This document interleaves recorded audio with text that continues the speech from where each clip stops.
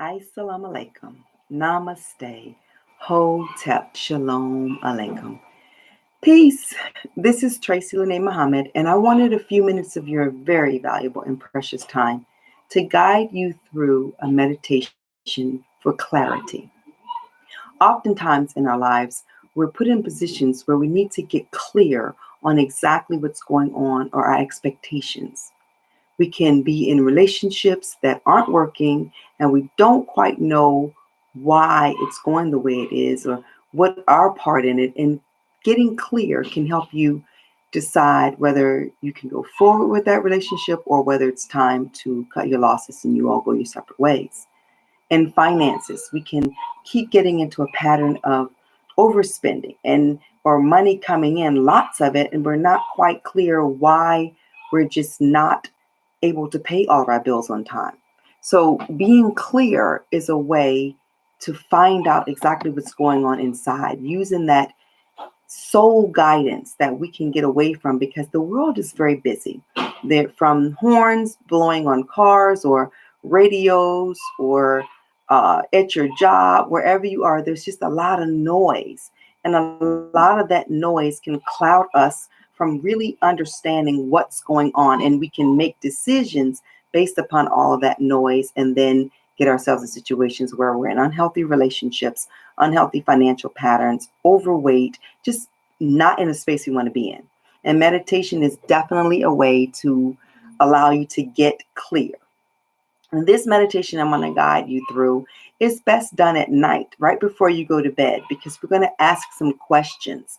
And the questions that you ask after you do the breathing techniques, you want to go to sleep so you can have a dream cycle and have an opportunity to detach from the answers and then allow the answers to come. So this meditation can be done with you lying down in your bed. And it's okay if you drift off to sleep because drifting off to sleep is definitely what you want to do once you've asked the questions. So once you know exactly what it is you're trying to gain clarity about, you can ask the God of your understanding, your spirit guide, your team of angels, your healed ancestors. And notice I said healed ancestors. So what you don't want to do is just ask your ancestors and then they give you information based upon the trauma that they're still in, because that could run amok. So you want to ask for your healed ancestors. After you've called on, evoke the spirits that you want to help you with that. The next thing you want to do is ask the question very easily. Just ask the question. You don't have to give the backstory or start talking about people. Just ask the question point blank. Is this a relationship that can be healed? What am I doing wrong in my finances? Why am I overeating? Ask just plain questions, just like that. And then after you've asked the questions, you can take your thumb and press a hold of one nostril and inhale through this opposite nostril like this. Hold it for a second. Take your ring finger, pinch that one off, open up the nostril you had closed with your thumb and exhale out. Then inhale here, pinch it, open, and exhale.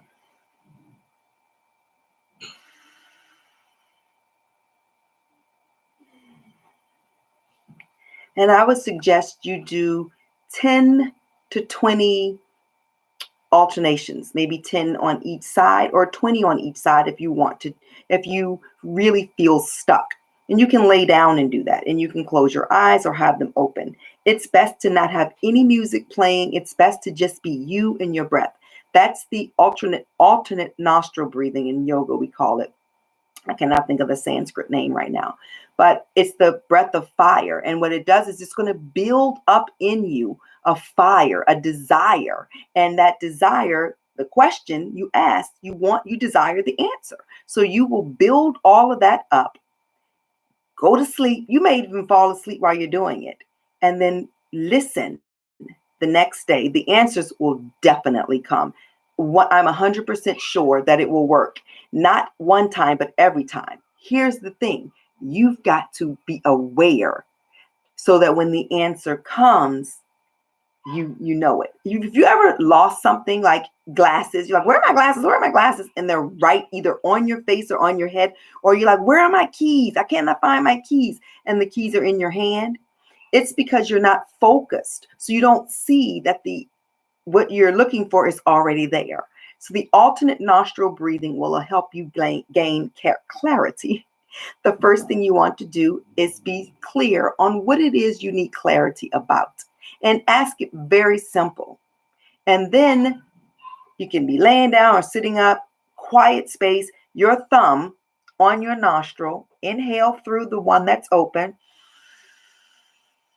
Hold it for a second, take your ring finger, pinch that one, open the one you just inhaled, exhale. Breathe in through the one that's open. Hold it for a second, pinch it off, open it out. Very deliberately. And you can set your timer, or you can just do it until you feel like you have opened yourself up, built up enough fire to get the answer to that question. When the answer comes, it is up to you to decide what to do with that information. Oftentimes we say the magic didn't work, and it indeed works every single time, because magic is just your spirit doing a ritual. All religions have rituals, so it's no wonder that we have rituals in what we call magic or root work. Rituals are just what open you up to the possibilities of real answers. So we're so blocked off. I would also suggest that you drink a glass of water before you do it. And if you don't fall off to sleep, drink some water before you go to bed as well. If you want clarity in a dream, lots of people believe, and I'm one of them, that taking a glass of water and sitting it under your bed, where your head is, will help you open up to your dream. I don't know if this works for you. I just wanted to present it to you because it is my job to just present what works for me, and maybe it works for you. You have an amazing day. Assalamu alaikum, namaste, hotep, shalom alaikum. Peace out to Brooklyn and everywhere else. All right, Ra, I'm done.